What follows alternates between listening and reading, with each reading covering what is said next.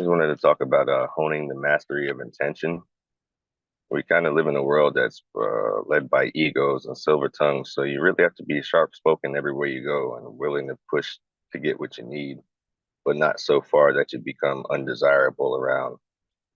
Sometimes the amount of push that requires can change you a little bit internally, make you a little bit more stern, a bit more abrasive than you initially intended to be. So you kind of have to be careful with your self control there.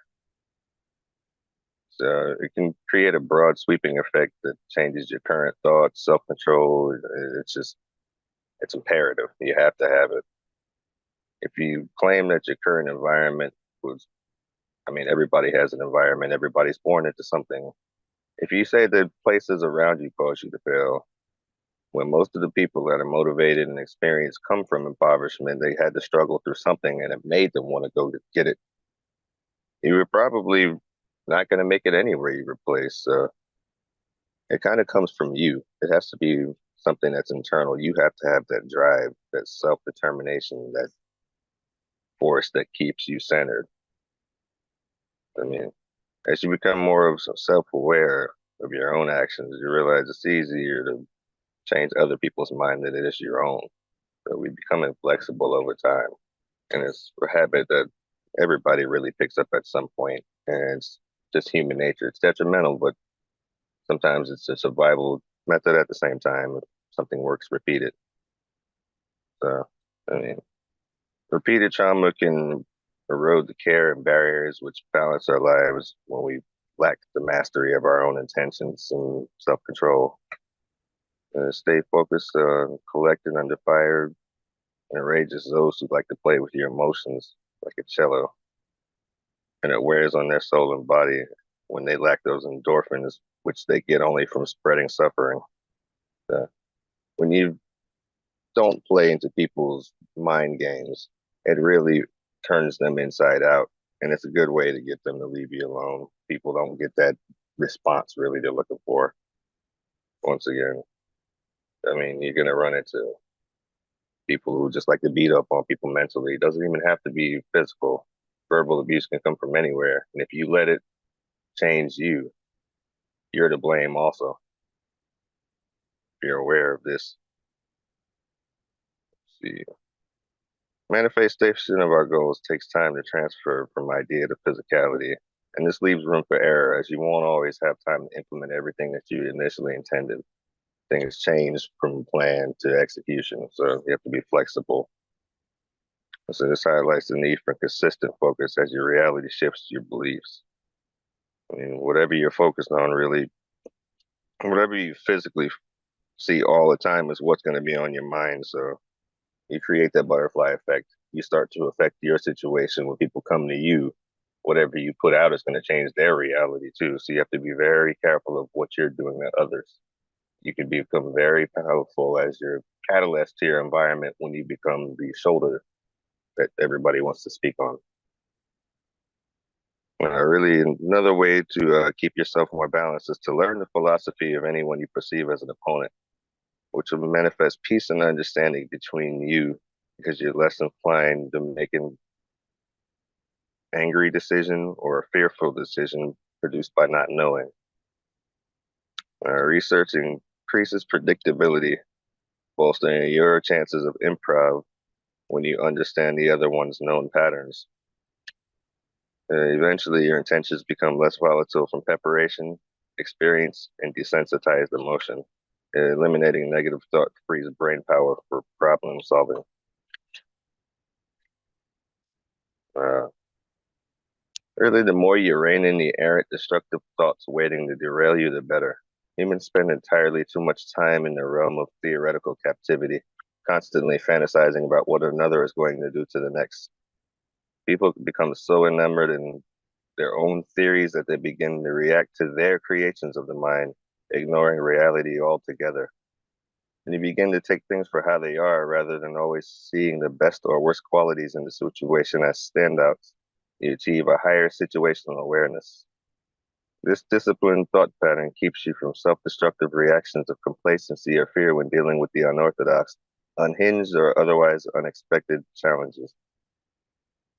The last thing you want is for some oddball heckler to drag you out to an excited utterance and a lapse of self-control, which you still get blamed for because you speak. When power in the tongue becomes, or it begins with thoughts, and our spirit allows us to receive and create within the body. As most historically successful individuals hear differently from the masses. Once you begin to master your intentions, it becomes harder for others to control, sway, or even read you.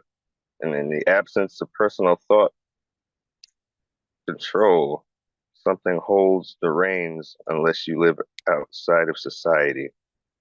We live in a world where everyone is boldly outspoken on what they demand, yet that fire dies down upon the doorstep of action. When it comes time to really do things, they let emotion change what they feel, change what they're going to do. They let adrenaline and other things water down their initial intentions. So if we really believed in the rhetoric we use upon the observers every time, this would lead us to do exactly as we project outwards. I mean, straight shooters are rarity nowadays, but I mean, it works. Consistency. So keep doing whatever it is that you do. Do it to the full effect. Don't let anybody sway you. Just stay sharp. That's about it.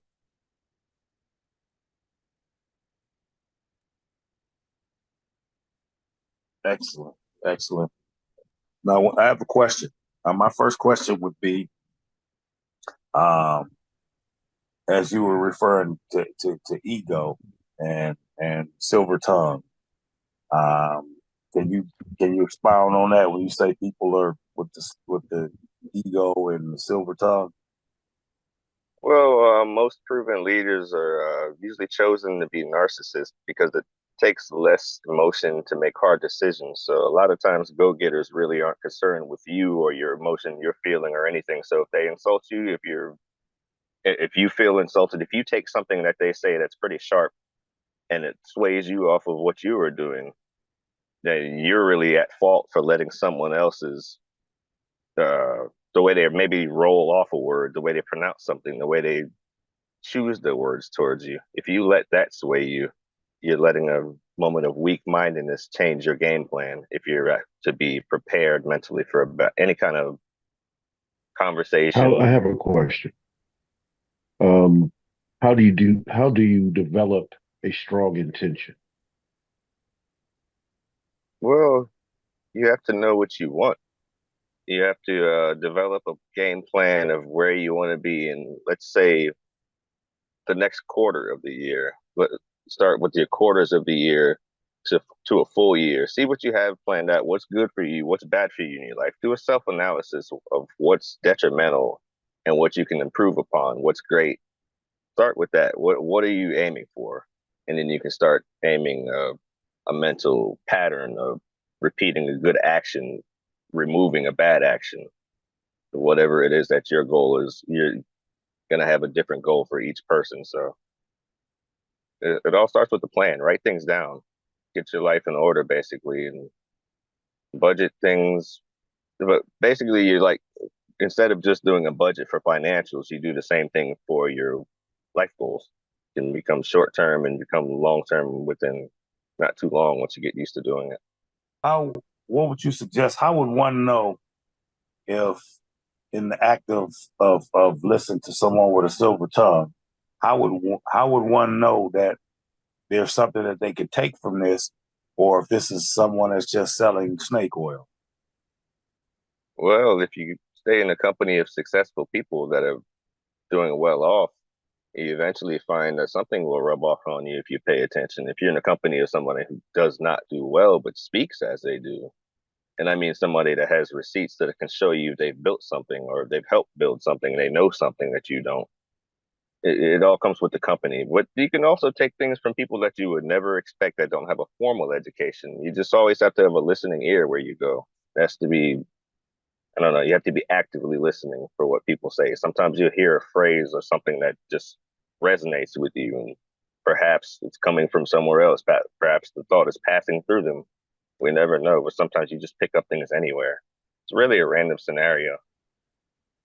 Thank you for that. I have another question. Sure.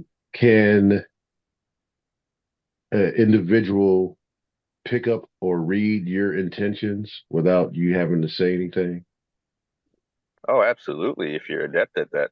I grew up in a household where we used to finish each other's sentences. My mother, my brother, and my father all would interchange sentences. Sometimes we'd have a look towards each other, and I do it with my friends too. It's a very subtle thing. Sometimes it could just be energy. You can almost look peripheral or almost think about looking at somebody and they can feel that intention.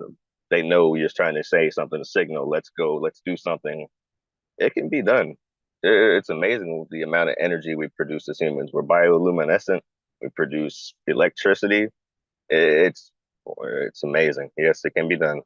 Would that be safe to say with the intention of, let's say, telepathically uh, communicating with others on those frequencies? Is that a way that it could also be? But wouldn't each individual need that actual intention to make that connection with that?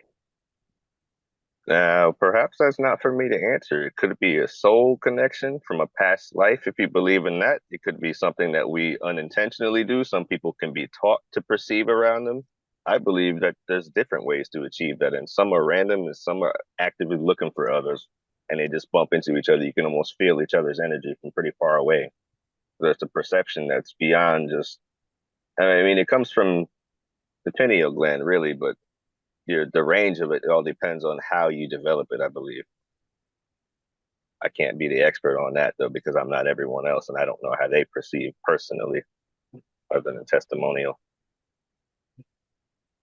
So it's safe to say that every intention is dependent on the individual.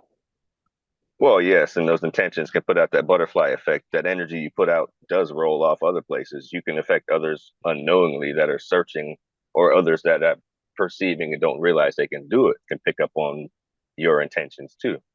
Sometimes you can sway people into things you didn't realize they were looking for something to belong to, and you just show them a cause that, hey, I've never been a part of something, I've never been accepted, but I'm on board with this.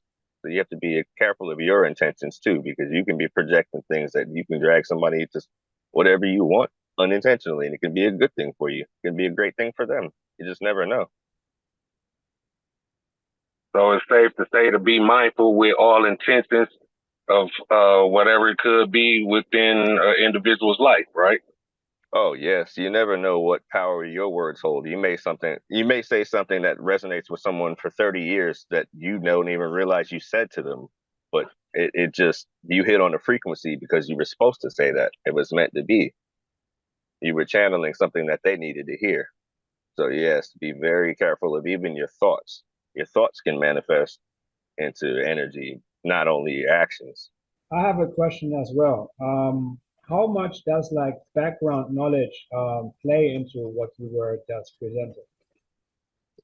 Um, well, I think it comes from more of whenever you start reading and being taught these perception things. Because if you're taught to be fearful of anything that you can feel, anything that scares you or that's unusual, then you'll close down to it. If you're taught to open up to it, you read books about it, or if you're around people that are naturally perceptive and don't push it away, I believe you can be exponentially uh, more grown in a shorter time than anyone else. So I think it comes from your environment too. Are you condemned or uplifted for feeling you can perceive, or do they tell you you're crazy? Oh, there's nothing around. You don't feel anything. There's nothing there. You can't hear anything. Or are you paid attention to? Do they see that as a gift? Do they feed into it? Say,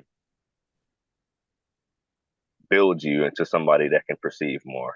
I think it's a village mentality too for the development speed. Sometimes this village mentality sometimes this village mentality have to do with everything that's going on around them? Like they say in the Salem witch trials, the village of Salem was suffering a whole lot of things, and that's why they started blaming witchcraft and started putting these ladies on trial. Absolutely. They were very closed-minded to what they could not understand. It came from a fear of the unknown. They started attacking what they perceived as wrong or bad intentions without any tangible evidence, without anybody to corroborate what they were saying, only their own malice, their own hateful intentions to return to something that they felt harmed them. So it's important to follow through to understand that not only your opinion is supported, but fact is supported when you believe something and go after somebody or someone, something, some entity. And it's like they were projecting their own fear on these ladies. Absolutely. They project their own scenarios in their head on someone else. They already have an idea of what the perceived enemy is going to do to them. So they have to get them first in a preemptive attack, which is making you the aggressor when you swing first. Like somebody just died and somebody else is blaming another person for the death instead of looking to what that person went through, and also instead of thinking of what they could have done and let that pain go and forgive themselves as much as they can and do better, they try to blame somebody else. Well, to think we can control someone's time is absurd to me, but we can't control human nature. We can only react to it. Thank you. Well, that's it. We will close out the TED Type Talk. Thank you, guys. Excellent audience.